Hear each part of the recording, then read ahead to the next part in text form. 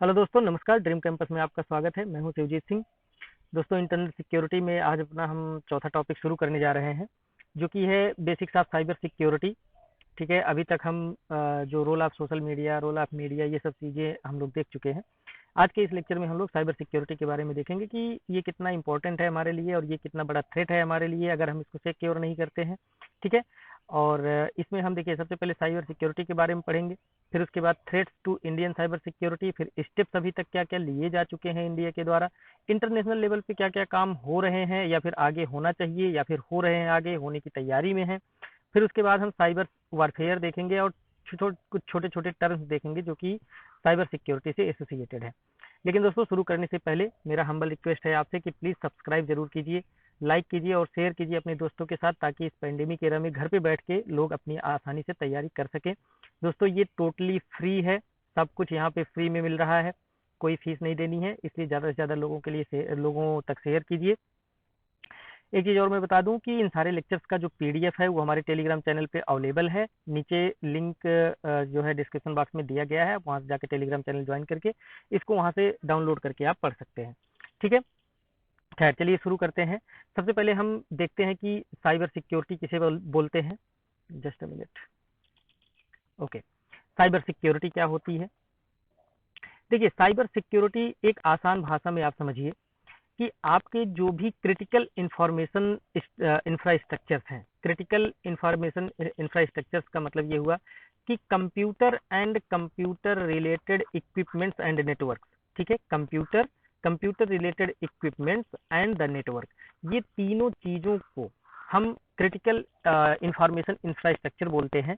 और इसको किसी अटैक से या डैमेज से या फिर मिसयूज से या फिर इकोनॉमिक स्पियोनेज से बचाना ही साइबर सिक्योरिटी कहलाता है।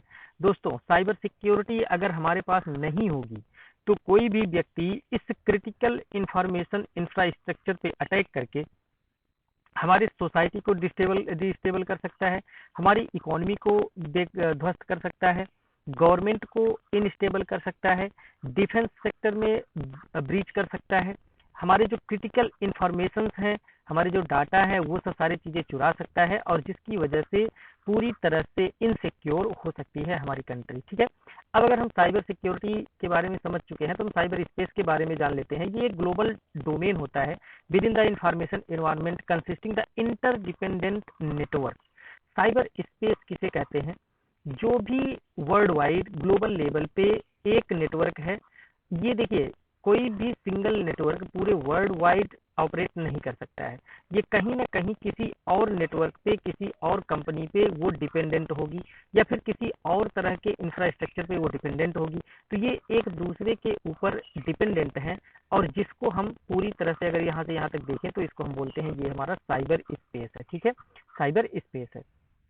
उसके बाद क्रिटिकल इंफॉर्मेशन इंफ्रास्ट्रक्चर के बारे में हमने थोड़ा सा बताया। यहाँ पे पूरी तरह से जो डेफिनीशन है उसको जान लीजिए। डेफिनीशन में कैसे लिखेंगे आप, हालांकि लिखने का तो आएगा नहीं, लेकिन समझ लीजिए। Computer resources the incapacitation or destruction of which shall have debilitating impact on the national security, economy, public health और the safety। मतलब वो सब सारे कंप्यूटर रिसोर्सेज जिसपे किसी भी तरह का नुकसान, किसी भी तरह का डिस्ट्रक्शन हमारी national security, economy, public health और सेफ्टी के लिए खतरनाक साबित हो सकती है, उसको हम क्रिटिकल इंफॉर्मेशन इंफ्रास्ट्रक्चर कहते हैं। ठीक है। अगर हम साइबर अटैक की बात करें, साइबर अटैक किसे कहते हैं? It is a malicious and deliberate attempt by an individual or organisation to breach the information system of another individual or organisation. हमने इसके पहले भी देखा था कि cyber attack in the sense कि कोई भी इस तरह का प्रयास, कोई भी इस तरह की एक्टिविटी जो कि किसी अन्य व्यक्ति या किसी ऑर्गेनाइजेशन को नुकसान पहुंचा सकता है और यह एक्टिविटी इंटरनेट के माध्यम से की गई हो, तो इसको हम साइबर अटैक बोलते हैं। ओके। अब अगर साइबर अटैक कोई कर रहा है तो उसके पीछे मोटिव्स क्या क्या हो सकते हैं? सबसे पहले तो ये commercial gain by hacking banks और फाइनेंशियल इंस्टीट्यूशंस, हैक करके वो कुछ पैसा वैसा निकाल लिए, पैसा चुरा लिए। फिर उसके बाद attack critical assets of the nation. Critical assets of the nation में सारी चीजें आ सकती हैं। मान लीजिए कोई वो कोई डिफेंस स्ट्रक्चर है, कोई कमांड सेंटर है, ठीक है, या फिर कोई इंफ्रास्ट्रक्चर है, कोई स्ट्रेटेजिक लोकेशन है, तो ये सब जो है क्रिटिकल असेट्स होते हैं। या फिर इवन ह्यूमन रिसोर्स जो है, जो R&D सेंटर्स हैं वहाँ पे अटैक करके, तो ये सब क्या होते हैं, क्रिटिकल असेट्स होते हैं नेशन के, वहाँ पे अटैक कर सकते हैं। To penetrate into both corporate and military data server to obtain plans and intelligence of the company or organisation. ठीक है, मतलब ये कि किसी भी कोई भी कारपोरेशन है, चाहे वो मिलिट्री है या फिर कोई प्राइवेट फर्म है या फिर कोई गवर्नमेंट फर्म है, उसके सर्वर में घुस करके उनका डाटा लीक करना, उनका डाटा चोरी करना, उनके प्लान के बारे में जान लेना। ठीक है, तो ये सब उनके पीछे मोटिव हो सकता है। To hack sites to virally communicate a message for some specific campaign related to politics and society. ठीक है, कोई भी पॉलिटिकल रैली, पॉलिटिकल इशू या पॉलिटिकल कोई मोटिव हो सकता है, या फिर सोसाइटी में डिसकंटेंट फैलाना, भीड़ भड़का फैलाना, ये सब मोटिव हो सकता है, र्यूमर्स फैलाना, ये सब मोटिव हो सकता है। ठीक है ना, तो साइबर अटैक्स के विभिन्न प्रकार के मोटिव्स हो सकते हैं। अगर दोस्तों हम टाइप्स की बात करें तो इसमें बहुत सारे टाइप्स आप पढ़े भी होंगे। जैसे देखिए, अगर हम मालवेयर की बात करें तो ये कोई मैलिशियस सॉफ्टवेयर होता है जो आपके कंप्यूटर सिस्टम या मोबाइल में इंजर्ट किया जाता है अटैकर्स के द्वारा, और फिर उसके बाद आपके सारे क्रिटिकल डाटा वो चोरी कर लेते हैं। उसके साथ साथ कभी कभी वो रैंसम भी मांगते हैं, इससे कि आप हमको पैसा दीजिए, ये करिए वो करिए, तब हम जो है आपका नेट चलने देंगे या फिर आपका सिस्टम चलने देंगे। तो कुल मिला के मालवेयर एक सॉफ्टवेयर होता है, मैलिशियस सॉफ्टवेयर का जो शॉर्ट फॉर्म है उसको हम मालवेयर बोलते हैं। फिर उसके बाद जो दूसरा टाइप हो सकता है वो फिशिंग हो सकता है। It is the method of trying to gather the personal information using deceptive emails and websites. कुछ ऐसी चीजें, कुछ ऐसा ईमेल आपके पास आएगा कि आप इतना लाख रुपया जीत गए हैं, आप अपना ईमेल दीजिए, आप अपना फोन नंबर दीजिए, आप अपनी डीओबी बता दीजिए, आप अपना आधार नंबर डाल दीजिए, पैन कार्ड नंबर डाल दीजिए। तो फिशिंग इसको बोलते हैं कि आपके जो पर्सनल इंफॉर्मेशन है उसको जो है अटैकर्स गैदर करता है और बाद में फिर उसको विभिन्न प्रकार से यूज कर सकता है। वो किसी भी कंपनी को बेच सकता है, कमर्शियल कंपनी को बेच सकता है, कोई मार्केटिंग के लिए बेच सकता है। ठीक है, तीसरा जो टाइप है वो है कि डिनायल ऑफ द सर्विस। ठीक है, डिनायल ऑफ सर्विस का मतलब ये होता है कि कोई ऐसा सॉफ्टवेयर आपके सिस्टम में आ गया कि आप कुछ कर ही नहीं पा रहे हैं, मतलब आपका सिस्टम वहीं पे रुक गया और बार बार ये कह रहा है कि आप इस पे क्लिक करो। जैसे ही क्लिक करते हैं आप, तो वो कहता है कि आप इतना रुपया हमको दो, तब जो है आपका सिस्टम चलना शुरू होगा। तो मतलब ये कि कुछ इस तरह का सॉफ्टवेयर, कुछ इस तरह का जो लिंक है वो आपके वायरस के रूप में आपके सिस्टम में आ जाता है कि आपके सारे सर्विस वहीं पे बंद हो जाते हैं, आप कोई काम नहीं कर पाते हैं। ठीक है, फिर उसके बाद मैन इन द मिडिल। इसमें क्या होता है कि मान लीजिए कोई दो व्यक्ति हैं, दो ऑर्गेनाइजेशन है, ये कोई ट्रांजैक्शन कर रहे हैं, तो तीसरा व्यक्ति इसमें घुस गया और वो वहीं पे रोक रहा है इन चीज़ों को कि भाई देख, यहाँ पे आ तो गया यहाँ तक, लेकिन अभी तू मुझे ये से सारी कंडीशंस मानो या फिर इतना पैसा दो, फिर उसके बाद मैं इसको आगे बढ़ाऊंगा। ठीक है, तो ये होता है कि मैन इन द मिडिल।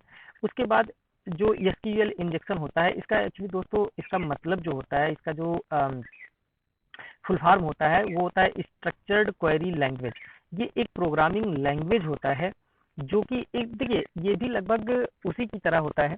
ठीक है, जो मैन इन द मिडिल, लेकिन यहाँ पे वो कुछ सर्विस डिनायल नहीं करता है, वो सिंपली कोई ऐसा एसएमएस डाल देता है बीच में, कोई ऐसा प्रोग्राम लैंग्वेज डाल देता है कि जिससे जो आपका डाटा है, जो आपके ट्रांजेक्शन आईडी हैं, जो आपके और भी इंफॉर्मेशन है, वो तीसरे पर्सन के पास चला जाता है। ठीक है, और ये जो अटैक होता है ये डायरेक्ट कहाँ पे होता है, ये सर्वर्स पे होता है, और सर्वर पे जो भी चीजें सेव होती हैं, देखिए क्या होता है कि जो कारपोरेशन हैं, बड़े बड़े ऑर्गेनाइजेशन हैं, गवर्नमेंट्स हैं, वो अपने डाटा किसी न किसी सर्वर में डालते हैं। ठीक है ना, तो उस सर्वर के माध्यम से ही, उस डेटा के माध्यम से ही वो दोनों ऑर्गेनाइजेशन आपस में बात करते हैं। लेकिन अगर एसक्यूएल इस टाइप का कुछ लैंग्वेज वहां पे डाला जाता है, तो यहाँ पे जितनी भी इंफॉर्मेशन, जितनी भी डाटा होते हैं, वो सब सारे कहाँ चले जाते हैं, अटैकर्स के पास चले जाते हैं। ठीक है, a SQL injection attack specially target such kind of servers using malicious code to get the server to divulge the information it normally would not. ठीक है, नॉर्मली वो ऐसा नहीं होता है, लेकिन क्या होता है कि उसमें वो अपने प्रोग्राम, अपने कोड वो इंजेक्ट कर देते हैं। क्रॉस साइट स्क्रिप्टिंग, ये भी लगभग एसक्यूएल की ही तरह होता है, लेकिन similar to SQL injection, this attack also involves injecting malicious code into the website, but in this case the website itself is not being attacked. जैसे यहाँ पे होता है कि सपोज दैट कि www.dreamcampus.com, एसक्यूएल डायरेक्ट dreamcampus.com को attack करेगा। ठीक है, लेकिन जो क्रॉस साइट स्क्रिप्ट, जो XSS होता है, ये आपके वेबसाइट को अटैक नहीं करता है। इसमें क्या होता है कि कुछ इस तरह से अटैक करता है, कुछ इस तरह से प्रोग्राम किया जाता है कि जैसे ही आप ड्रीम कैंपस को विजिट करोगे, ठीक है, विजिट करने के बाद वहां पे आपको कुछ ऐसे लिंक्स दिखाई देंगे, कुछ ऐसी चीजें दिखाई देंगी कि जिससे आप अगर क्लिक करते हैं तो आपके डेटा जो है चोरी हो जाते हैं, आप जो है इन फंक्शन हो जाते हैं, आप काम नहीं कर पाते हैं। ठीक है, उसके बाद जो अगला टाइप हो सकता है वो होता है सोशल इंजीनियरिंग। दोस्तों यहाँ पे जो भी चीजें लिखी हैं आप उसको थोड़ा सा इग्नोर करें, मैं आपको इसको आसान भाषा में इस तरह से समझाता हूँ। सोशल इंजीनियरिंग का मतलब ये होता है कि थ्रू द इंटरनेट जो सोसाइटी का माइंड सेट है, जो सोसाइटी का बिहेवियर है, जो साइकोलॉजी है सोसाइटी का, उसको चेंज कर देना, और उसको चेंज करके फिर कंपनी अपना जो है फायदा उठाती है। सपोज दैट कि कुछ इंटरनेट के माध्यम से कुछ वीडियोज, कुछ ऐसे स्क्रिप्ट इस तरह से बनाए गए कि वो बहुत ज़्यादा लोगों को प्रभावित कर रहे हैं। मतलब ये कि एक एग्जांपल हम फेयर एंड लवली का ले लीजिए, ठीक है ना, तो वो इस तरह से सोशल इंजीनियरिंग किया, इस तरह से प्रचार किया कि फेयर एंड लवली लगाइए और ग्लो पाइए, ठीक है ना, एक दिन में गोरे हो जाइए। तो मतलब ये कि इंटरनेट के माध्यम से लोगों का, सोसाइटी का माइंडसेट चेंज करना सोशल इंजीनियरिंग कहलाता है, और इस तरह से वह अब कंपनी अपना जो है फायदा उठाती है, अपना जो है काम निकालती है। ओके, उसके बाद अगर हम कंपोनेंट्स की बात देखें, कंपोनेंट्स की अगर हम बात करें साइबर सिक्योरिटी में, तो सबसे पहले तो एप्लीकेशन सिक्योरिटी, मतलब ये कि जिस समय आप अपना एप्लीकेशन डेवलप कर रहे हो उसी टाइम पे कुछ ऐसे प्रोटेक्शन मीजर्स लगाइए कि आपका जो है सॉफ्टवेयर सेफ रहे। फिर उसके बाद इंफॉर्मेशन सिक्योरिटी, मतलब ये कि आप अपना जो भी इंफॉर्मेशन है, जो भी डाटा है, वो कुछ इस तरह से आप सेव करिए कि उसमें जो है कोई ब्रीचिंग ना कर पाए। ठीक है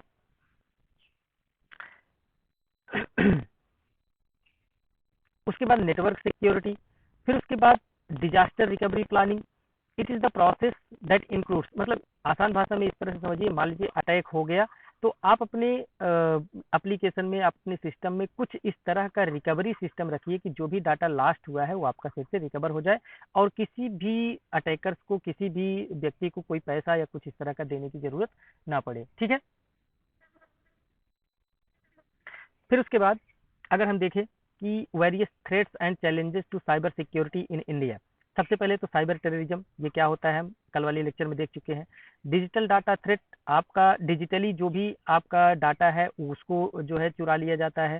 फिर उसके बाद साइबर वारफेयर, ये क्या होता है, इसको अगले लेक्चर में हम लोग देखेंगे। साइबर इंफ्रास्ट्रक्चर कंसर्न, जैसा कि हमने इसके पहले ही देखा कि जो हमारे साइबर इंफ्रास्ट्रक्चर्स हैं उस पर अटैक होता है। ठीक है, फिर उसके बाद लैक ऑफ स्पेशलिस्ट, हमारे पास स्पेशलिस्ट नहीं है जो कि साइबर सिक्योरिटी के लिए काम कर सके। फिर उसके बाद lack of robust law enforcement mechanism, हमारे यहाँ ना तो कोई स्ट्रांग लॉ है और ना ही उसको इम्प्लीमेंट करने के लिए कोई ऐसा मैकेनिज्म है। फिर उसके बाद लैक ऑफ कोऑर्डिनेशन, अलग अलग एजेंसीज अपने हिसाब से अलग अलग तरीके से काम करती हैं, एक कोऑर्डिनेटेड मैनर में काम ही नहीं करती हैं। ठीक है, तो ये सब सारी चीजें जो है चैलेंजेस हैं हमारे सामने। अगर हम बात करें कि हमको आवश्यकता क्या है, तो आवश्यकता देखिए किसी भी व्यक्ति के लिए, फिर बिजनेस हो या फिर गवर्नमेंट, मतलब तीन पिलर्स जो हैं किसी भी इकोनॉमी के, किसी भी नेशन के, इन तीनों पिलर्स को सिक्योर करने के लिए हमको साइबर सिक्योरिटी की आवश्यकता है। ठीक है, उसके बाद अगर हम देखें कि अभी तक का जो गवर्नमेंट के इनिशिएटिव्स हैं, जो इंडिया के द्वारा इनिशिएटिव्स लिए गए हैं साइबर सिक्योरिटी के लिए, वो कौन कौन से हैं। देखिए, इंफॉर्मेशन आईटी एक्ट 2000 और इसको 2008 में अमेंड किया गया, इसको अभी हम थोड़ा सा बाद में भी देख लेंगे। फिर उसके बाद नेशनल साइबर सिक्योरिटी पॉलिसी 2013 अभी आगे हम देख लेंगे, 13 आगे हम देखेंगे। फिर उसके बाद Indian cyber crime coordination centre, जो अभी हम एक इंटीग्रेशन की बात कर रहे थे कि जो डिफरेंट ऑर्गेनाइजेशंस अपना अलग अलग तरीके से काम करती हैं, एक साथ कोऑर्डिनेटेड मैनर में काम नहीं करती हैं, उन चीज़ों को कोऑर्डिनेट करने के लिए I4C का गठन किया गया है। फिर उसके बाद साइबर स्वच्छता केंद्र, मतलब ये ऐसे सेंटर्स हैं जहाँ पे आप अपने सिस्टम्स को ले जा करके एनालाइज कर सकते हैं कि कोई मलेशियस सॉफ्टवेयर तो नहीं है हमारे उसमें। ठीक है, फिर उसके बाद अगर मान लीजिए वहाँ पे कोई मलेशियस सॉफ्टवेयर मिलता है तो आप उसको ठीक कर सकते हैं। फिर साइबर सुरक्षित भारत, ये एक माइटी के द्वारा, ministry of information and technology के द्वारा ये लॉन्च किया गया है। ये अवेयरनेस लोगों को साइबर सिक्योरिटी के बारे में बताने के लिए है। फिर उसके बाद साइबर वॉरियर पुलिस 2018 में, इसको सीएपीएफ की तर्ज पे एक पुलिस फोर्स ही गठित करने की बात की जा रही है। ठीक है, फिर उसके बाद cyber crime prevention against women and children scheme implemented by ministry of home affairs, the scheme aims to prevent and reduce the cyber crimes against the women and children. तो इन सब जो ये सब चीज़ें हैं वो अभी इंडिया में की जा रही हैं। अगर इसमें हम देखें, जो हमने बात किया पीछे की, अभी हम आगे देखेंगे आईटी एक्ट 2000 और नेशनल साइबर सिक्योरिटी पॉलिसी 2013। देखिए, जो आईटी एक्ट 2000 है, the act regulates the usages of computers, computer systems, computer networks and also data and information in electronic format. Electronic format में कोई भी डाटा है या फिर किसी कंप्यूटर का यूज है, कंप्यूटर सिस्टम का यूज है, कंप्यूटर नेटवर्क का यूज है, तो इन सब के बारे में ये बात करता है, इन सब चीज़ों को रेगुलेट करता है।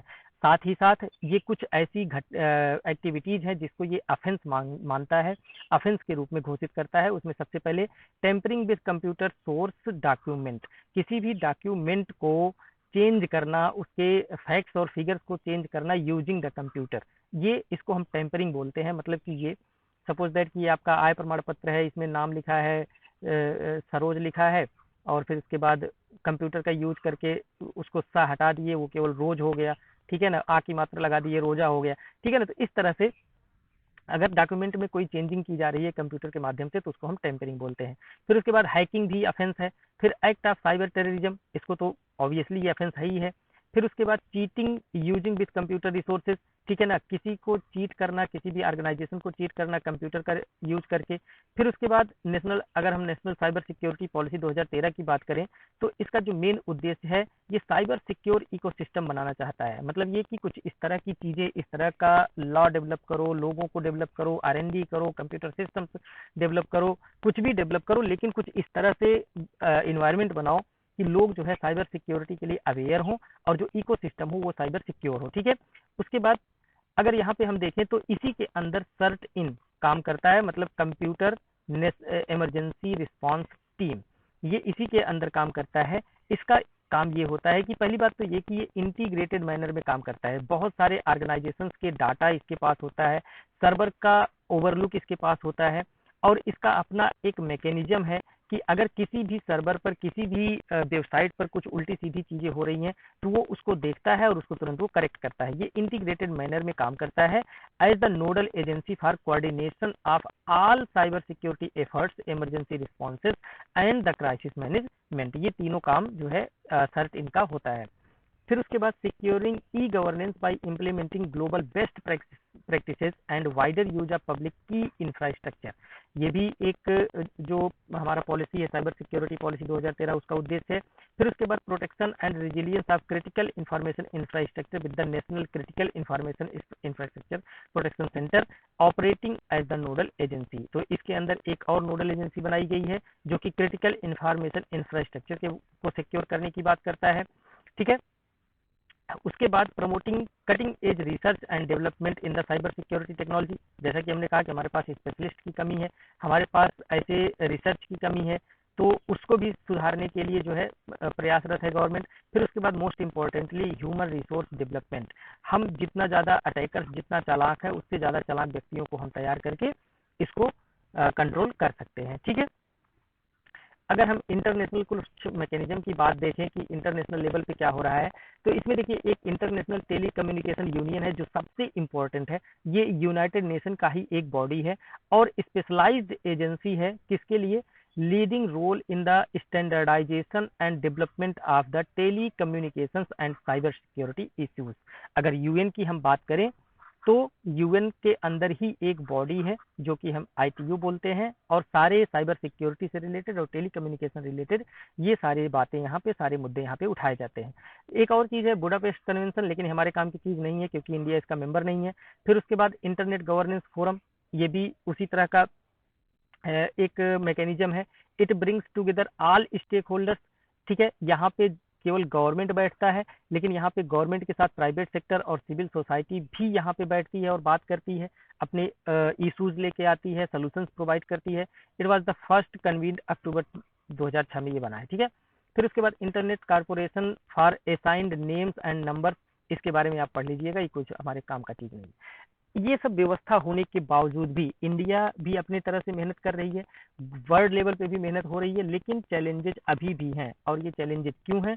क्योंकि increase use of mobile technology and internet by people, ये मोबाइल और इंटरनेट का प्रयोग इस समय बहुत तेजी से बढ़ रहा है। उसके साथ साथ IoT का जो विस्तार है वो भी बहुत तेजी से बढ़ रहा है। तो जितना ज़्यादा चीज़ें रहेंगी उतना ज़्यादा जो है परेशानी होगी उसको सॉल्व करने में। फिर उसके बाद cyber space has internet vulnerabilities that can not be removed. जो साइबर स्पेस है वो अपने आप में ही एक चैलेंज है। फिर उसके बाद internet technology makes it relatively easy to misdirect attribution to other parties. Internet के थ्रू आप जो है बहुत सारी ऐसी चीज़ें हैं कि जो आप लीगली करते हैं उसको आप लीगली इस तरह से कह सकते हैं ना कि लीगल इलीगल वर्क होता है, आप लीगली करते हैं लेकिन वो उसका इम्पैक्ट गलत होता है। ठीक है, it is generally seen that the attack that attacks technology out space defence technology. ठीक है, आउट स्पेस और डिफेंस टेक्नोलॉजी में भी अटैक हो रहा है। Lack of awareness most importantly, आप फटाफट अलाउ करते चले जाते हैं, फटाफट कोई लिंक आता है 50,000 रुपये जीते हैं आप क्लिक कर देते हैं। फिर उसके बाद lack of cyber security specialist, जैसा कि हमने पीछे देखा। फिर उसके बाद increase use of cyber space by terrorist. तो इन सब चीज़ों की वजह से अभी भी चैलेंजेस हमारे पास हैं, विश्व के लेवल पे भी और इंडिया के लेवल पे भी बहुत सारे कदम उठाए जाने के बावजूद भी। तो अगर हम बात करें वे फॉरवर्ड की, तो वे फॉरवर्ड में क्या हो सकता है, मोस्ट इम्पोर्टेंटली आप कैपेसिटी को डेवलप कीजिए। ठीक है, there is urgent need to build capabilities and capacity of for application equipment infrastructure. हर चीज़ को इस तरह से बनाइए कि उसमें पहले से ही प्रोटेक्टिव मेजर्स हों। कुछ ऐसी चीज़ें वहाँ पे लगाइए कि कोई भी अटैक ना कर सके, कोई उसको डिकोड ना कर सके। और दूसरा इंपॉर्टेंट चीज़ है कि ह्यूमन रिसोर्स डेवलप करिए, रिसर्च एंड डेवलपमेंट को प्रमोट कीजिए। पॉलिसी एंड गवर्नेंस दूसरा मोस्ट इम्पॉर्टेंट चीज़ कि आप स्ट्रॉन्ग पॉलिसी ले आइए और बराबर जो है आप मॉनिटरिंग कीजिए। कोई भी परेशानी अगर आपको दिखती है, कोई भी इस तरह की चीज़ आती है तो आप उसको तुरंत सॉल्व कीजिए। ठीक है ना। फिर उसके बाद अवेयरनेस, व्यक्तिगत रूप से आप जो है अवेयर रहिए और व्यक्तिगत रूप से आप केयरफुल रहिए कि आप अपने जो है इस तरह से कोई भी लिंक आए, कोई भी न्यूज आए तो उसको बिना अथेंटिकेट किए फॉरवर्ड मत कीजिए। कोई भी लिंक आए उस पर क्लिक मत कीजिए। कोई भी सॉफ्टवेयर जो प्रोटेक्टेड ना हो उसको डाउनलोड मत कीजिए। ठीक है ना। तो जो सेल्फ अवेयरनेस है मोस्ट इंपॉर्टेंट यही है, अगर ये है तो फिर और किसी चीज़ की जरूरत नहीं है। फिर उसके बाद जो हमारा प्राइवेट पार्टनरशिप है उसको स्ट्रेंथन करने की ज़रूरत है। उनके साथ लीगल डॉक्यूमेंट बना के रखिए, उनके साथ जो भी पॉलिसीज़ हैं, जो भी हमारे टर्म्स एंड कंडीशन है उसको क्लियर करके रखिए। ठीक है ना। फिर उसके बाद रियल टाइम इंटेलिजेंस आप रखिए, हमेशा नज़रें गड़ाए रखिए, हमेशा जो है देखते रहिए, हमेशा चेक करते रहिए। पीरियाडिकल बैकअप ऑफ द डाटा, हमेशा आप जो है अपने डाटा का बैकअप लेते रहिए ताकि अगर कोई अटैक हो तो आपका डाटा लॉस्ट ना हो। फिर उसके बाद यूजिंग आर्टिफिशियल इंटेलिजेंस, आप आर्टिफिशियल इंटेलिजेंस का यूज़ कीजिए और इस तरह से आप जो है कोई भी थ्रेट आने से पहले ही उसको आइडेंटिफाई कर लीजिए और दूर कर लीजिए। ठीक है ना। तो इस तरह से आप क्या कर सकते हैं, साइबर सिक्योर इन्वायरमेंट का क्रिएशन कर सकते हैं। अगर हम कंक्लूजन का बात करें तो आप यहाँ पे कुछ भी किसी भी तरह से आप कंक्लूड कर सकते हैं कि अभी तक जो भी प्रयास किए गए हैं वो काफ़ी हद तक ठीक है, लेकिन जिस तरह से नेटवर्क का यूज, मोबाइल का यूज, मोबाइल का पेनिट्रेशन, ठीक है ना, साइबर स्पेस और जो भी चीज़ें हैं वो बहुत तेज़ी से बढ़ रही हैं, डिपेंडेंसी बढ़ रही है, डिजिटलाइजेशन बढ़ रहा है, तो हमको जो है साइबर सिक्योरिटी की आवश्यकता है। ठीक है। तो इस तरह से आप देख सकते हैं कि साइबर सिक्योरिटी में अभी तक हम लोगों ने जो बेसिक्स है साइबर सिक्योरिटी का उसका हमने देखा। अगला जो हमारा लेक्चर होगा वो हमारा साइबर वारफेयर का होगा। आज के लिए बस इतना ही। अगर कोई चीज़ आपको समझ में ना आई हो, कुछ पूछना हो या फिर कुछ सजेशन देना हो, या फिर आप ये चाहते हैं कि अगला वीडियो या अगला लेक्चर या किस तरह से आप चाहते हैं कि आपकी तैयारी हो, हम किस तरह से कैरी फॉरवर्ड करें, तो आप हमको सजेस्ट कर सकते हैं, कमेंट बॉक्स में लिख सकते हैं या फिर आप हमको टेलीग्राम पे पर्सनल मैसेज कर सकते हैं। आज के लिए बस इतना ही। Thanks for watching.